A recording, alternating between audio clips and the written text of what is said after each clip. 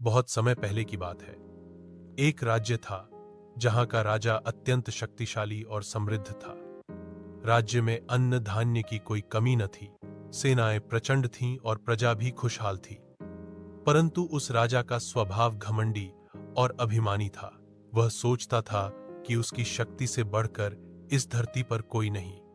वह देवताओं तक को चुनौती देता और कहता, मेरे साम्राज्य से बड़ा कोई साम्राज्य नहीं, मेरी ताकत से बड़ी कोई ताकत नहीं। राजा की इस घमंड भरी बातों से प्रजा दुखी रहने लगी, पर कोई कुछ कह नहीं सकता था। एक दिन दरबार में एक वृद्ध साधु आया। उसने राजा से कहा, राजन, शक्ति और वैभव क्षणिक है। यदि उनमें अहंकार आ जाए तो वही विनाश का कारण बनते हैं। राजा हंस पड़ा और बोला, बूढ़े साधु, मेरे पास इतनी सेना और धन है कि मुझे कोई हरा ही नहीं सकता। साधु ने शांत भाव से उत्तर दिया, समय से बड़ा कोई नहीं। जब समय बदलता है तो सबसे शक्तिशाली भी मिट जाता है। राजा ने साधु की बातों को तुच्छ समझकर उसे दरबार से निकलवा दिया। कुछ महीनों बाद ही पड़ोसी राज्य ने अचानक हमला कर दिया।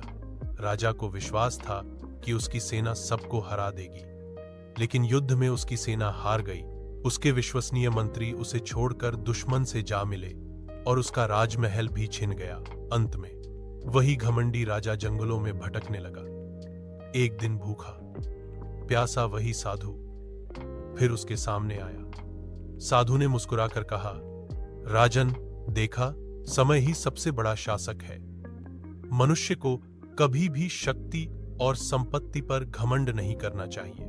राजा ने साधु के चरण पकड़ लिए और समझ गया कि सच्चा शासक वही है जो विनम्र, न्यायप्रिय और करुणामय हो।